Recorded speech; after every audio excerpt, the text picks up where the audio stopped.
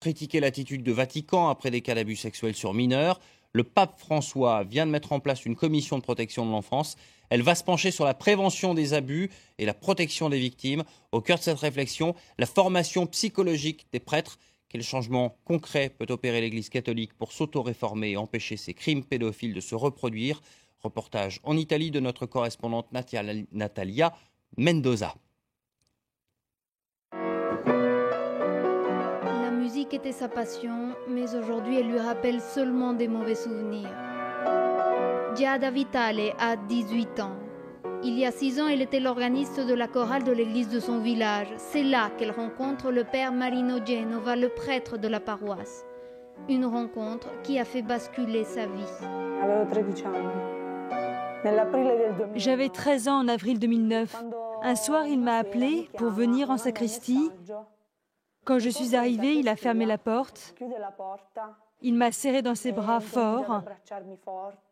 Il a commencé à se frotter sur moi, sur mon corps. Ces abus sexuels se seraient répétés pendant près de 4 ans. Il m'appelait et me disait « Viens m'aider à plier les livrets de la messe ». C'était son excuse pendant longtemps. Et donc j'allais à la sacristie, je faisais les livrets et après, il abusait de moi. Giada a tenté 2 fois de se suicider. Il y a 1 an, elle se décide enfin à parler. Soutenue par Francesco Zanardi et son association d'aide aux victimes d'abus, elle porte plainte auprès des autorités. Le procureur semble avoir fait une enquête assez complète. L'association accuse l'évêque du village de ne pas avoir dénoncé le prêtre alors qu'il lui aurait tout avoué. Et pour cause, la loi de l'Église, le droit canonique, ne l'oblige pas à le faire. Le Vatican devrait imposer dans son règlement interne l'obligation pour les évêques de dénoncer ces cas à la justice. Tout serait immédiatement résolu.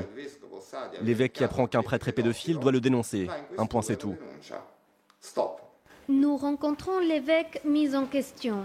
Il défend son diocèse. Le diocèse n'est pas responsable des actes d'un prêtre. Chacun répond de ses actes, non? Pénalement, c'est celui qui a commis un délit qui doit en répondre. Ce n'est pas la responsabilité de l'Église.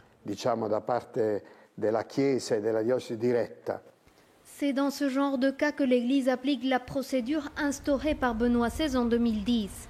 Elle prévoit que seul le Vatican soit prévenu par l'évêque et si le cas est jugé sérieux, le prêtre est transféré immédiatement vers une communauté fermée dans l'attente d'un procès canonique.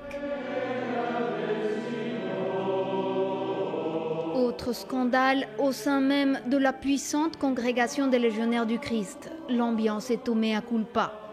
Le fondateur Martial Maciel a abusé pendant plus de 30 ans de dizaines d'enfants en toute impunité. Aujourd'hui, cette congrégation demande officiellement pardon aux victimes.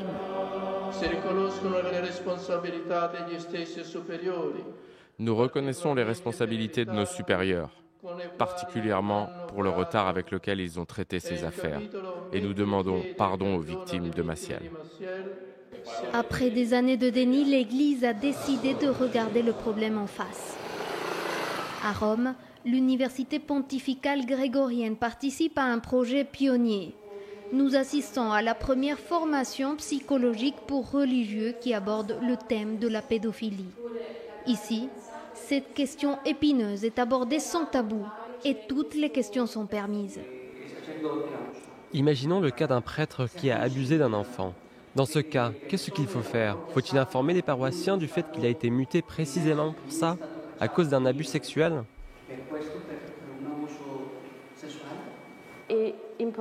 Il est important de communiquer l'information, sinon il se peut que dans la nouvelle paroisse, le prêtre continue d'abuser d'autres enfants.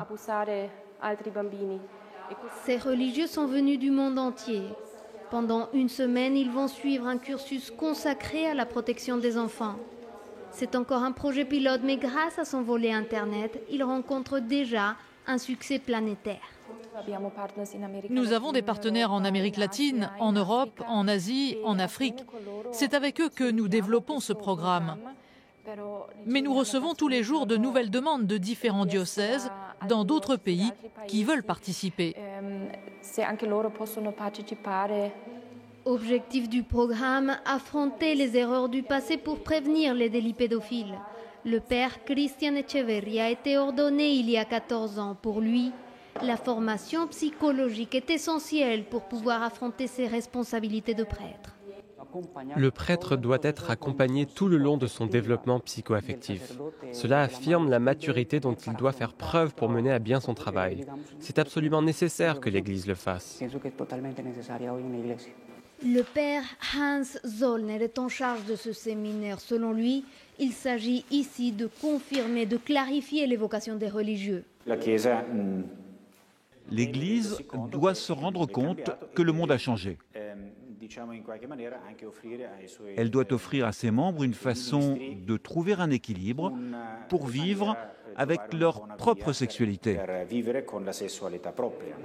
2 fois par an, dans 10 pays différents, s'organise ce type de séminaire. Une petite révolution encouragée par le pape François.